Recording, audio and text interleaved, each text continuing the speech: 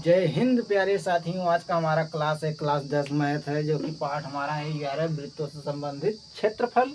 तो देखिए ये हमारा परिचय दिया, जिसे इंग्लिश में कहते हैं इंट्रोडक्शन। ठीक, तो वृत्तों से संबंधित क्षेत्रफल है, तो हम एक वृत्त बनाएंगे, फिर इसके ऊपर हम चर्चा करेंगे। ठीक, वृत्त है तो इसमें एक केंद्र होता है, इसी को हम कहते हैं वृत्त का केंद्र, या केंद्र भी कह सकते हैं,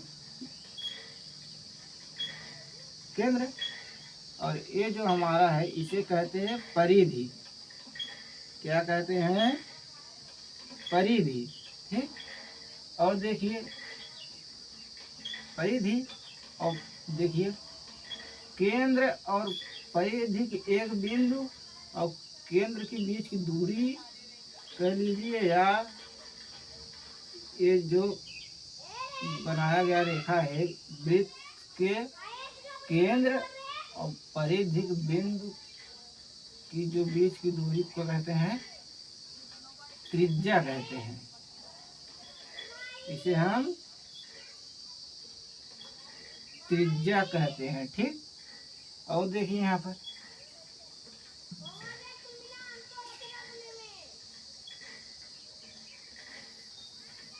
केंद्र है, इस दूरी को त्रिज्या कहते हैं, हम उसमें समझ लिए थे। ठीक, और एक त्रिज्या है और दूसरा त्रिज्या है, दो त्रिज्य द्वारा बनाए गए खंड को हम कहते हैं त्रिज्य खंड। ठीक, इसमें देखिए दो त्रिज्या द्वारा बनाए गए खंड, पहला खंड हमारा ए है, दूसरा खंड ए है, दो ही खंड है इसमें, एक ए और एक है। तो छोटा वाले खंड को हम कहेंगे, ये छोटे वाले खंड को हम कहेंगे लघु, और त्रिज्या द्वारा बनाए खंड को त्रिज्य खंड कहते हैं, और छोटा है तो लघु, लघु त्रिज्य खंड, त्रिज्य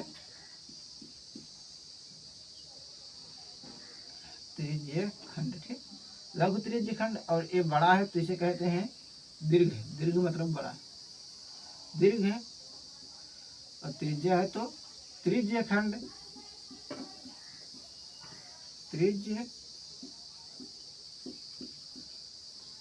खंड। तो बड़े वाले के दीर्घ त्रिज्य खंड और छोटे वाले के लघु त्रिज्य खंड। और त्रिज्य खंड क्या है? त्रिज्य खंड त्रिज्या द्वारा बनाए गए खंड को हम त्रिज्य खंड कहते हैं। अब तक यहाँ तक कोई दिक्कत हो या ना हो तो उसे कमेंट में करिए आप। ठीक, और हम आगे चलते हैं। देखिए, और देखिए वृत्त है आपको हम बताए परिधि एक बिंदु और केंद्र के बीच की दूरी को हम कहते हैं त्रिज्या। ये तो हमने यहाँ पर बताया था। और देखिए, और जब दो त्रिज्या हो जाता है तो उसे दो खंड हो जाते हैं, एक खंड एक है, छोटे वालों को लघु त्रिज्य खंड, बड़े वालों को त्रिज्य खंड। और त्रिज्य खंड किसे कहते हैं?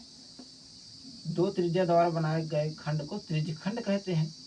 और ये बिंदु जो हो त्रिज्या, ये दोनों बिंदु के बीच की दूरी को हम कहते हैं जीवा कहते हैं। ठीक, और ये देखिए ये बिंदु और ये बिंदु के बीच की जो लंबाई होती है इसे हम कहते हैं चाप, और इधर वाला भी जो होता है उसे भी कहते हैं हम चाप ही कहेंगे। ठीक, पर इसे ये बड़ा है, इसे दीर्घ, और ये छोटा है, इसे लघु। तो लघु चाप और दीर्घ चाप, दो चाप हो गए। ठीक, और देखिए यहाँ पर, अब देखिए एक वृत्त खंड होता है। अब देखिए यहाँ पर केंद्र है, ये क्या है हमारा त्रिज्या है। ठीक, त्रिज्या को आर से लिखते हैं। परिधि की एक बिंदु से दूसरे बिंदु के बीच की दूरी को, और वह जो होना चाहिए, वो जो रेखा होनी चाहिए केंद्र से नहीं जानी चाहिए। ठीक, परिधि के बिंदु से दो बिंदु के बीच की दूरी को हम कहते हैं जीवा, यही कहते हैं जीवा। अब जीवा द्वारा बनाए गए खंड एक वृत्त है, और ये जीवा दो खंड बना दिया, पहला खंड है, दूसरा खंड है। तो छोटे वाले को कहेंगे हम लघु लघु वृत्त वृत्तखंड और बड़े वाले को कहेंगे हम दीर्घ। ठीक, दीर्घ वृत्तखंड, दीर्घ वृत्तखंड। ठीक, छोटे वाले को कहेंगे लघु वृत्तखंड और बड़े वाले को दीर्घ वृत्तखंड कहते हैं। और वृत्तखंड किसे कहते हैं? जीवा द्वारा बनाए गए खंड को वृत्तखंड कहते हैं, क्योंकि ये जीवा है, ये क्या है, ये हमारा जीवा है।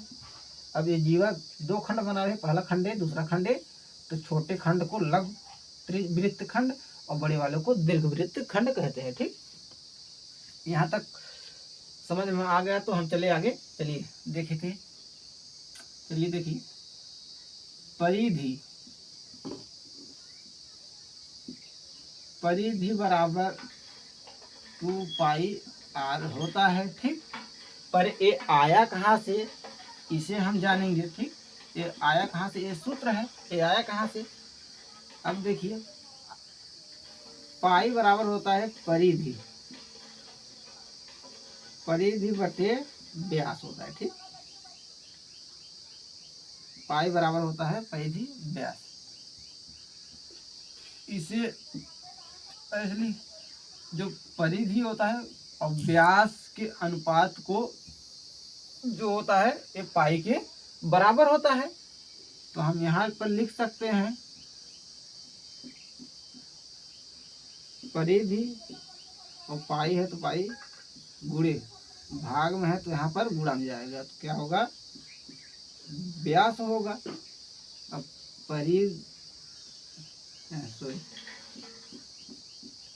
परिधि बराबर पाई गुणा है तो गुणा। अब व्यास देखिए किसे कहते हैं, यहाँ पर देखिए, ये वृत्त है, ये केंद्र है। अब ये क्या है हमारा, इसे हम कहते हैं परिधि। परिधि एक बिंदु और ये दूसरा बिंदु है। परिधि के एक बिंदु से होकर केंद्र से जाने वाली रेखा परिधि के दूसरे बिंदु पर मिलती है, इनके बीच की दूरी को हम कहते हैं व्यास। तो इसे हम कहते हैं, इस दूरी को r कहते हैं। तो यहाँ से इस दूरी को भी हम r कहेंगे, r 2r होगा। तो यहाँ हम लिख सकते हैं 2r। तो परिधि बराबर होगा, परिधि बराबर होगा 2 पाई r, यहाँ पर गुणा कर लेंगे तब। तो ये सूत्र हमारा यहाँ से मिला था। ठीक, और एक बात और आप जानिए, पाई का मान 22/7 ही क्यों लिया जाता है, ये जानिए। ठीक, तो पाई का मान जो कि होता है लगभग 3.142 होता है, और भी होता है इसके आगे, क्योंकि पाई का मान अभी तक निश्चित नहीं है। ठीक, और हमारा जो 22/7 का मान होता है वो होता है 3.1435 ऐसे होता है, और भी होता है आगे कुछ समय ऐसा आता है, फिर ये रिपीट होने लगता है। ठीक, तो इसे हम इतना लिख लिए। और पाई का मान होता है देखिए 22/7, इसलिए हम लिखते हैं क्योंकि पाई का मान इतना है 3.142 है, और पाई इसका मान होता है 3.1435। क्योंकि पाई का मान निश्चित नहीं था अभी तक। वृत्त का क्षेत्रफल होता है, वृत्त का क्षेत्रफल बड़ा होता है पाई r स्क्वायर होता है। अब इसमें पाई है, क्योंकि पाई का मान रखा आएगा तभी तो क्षेत्रफल निकलेगा, इसलिए हमने पाई का मान कुछ निर्णय लिया। वैज्ञानिकों ने कहा ये पाई का मान जो होता है 3.142 होता है, इसका मान होता है 22/7 3.1435 और भी होता है। यहाँ तक तो मिल रहा था, तो इसलिए हम इसके बराबर लिए, क्योंकि ये जो था इसके बराबर था, इसके बाद थोड़ा सा चेंजिंग था, पॉइंट में चेंजिंग था, इसलिए इसे जो था इसके बराबर ले लिया गया। तभी से पाई का मान 22/7 वैज्ञानिकों ने यूज करने लगे। उसी पर हमारे जो प्रश्न होते हैं इसी के अनुसार हल होते हैं, तभी हम लिख सकते हैं यहाँ पर पाई बराबर 22/7, तभी से हमने यूज करने लगा। ठीक, अगर आपको इस वीडियो में अगर कहीं भी दिक्कत हो, अगर समझ में ना आया हो इंट्रोडक्शन इस वीडियो में, तो हम कमेंट कीजिए, इससे हम फिर से आपको बताने का प्रयास करेंगे। ठीक, आज के लिए बस इतना ही। अगले वीडियो हम चर्चा करेंगे 11.1। ठीक, चलिए बस।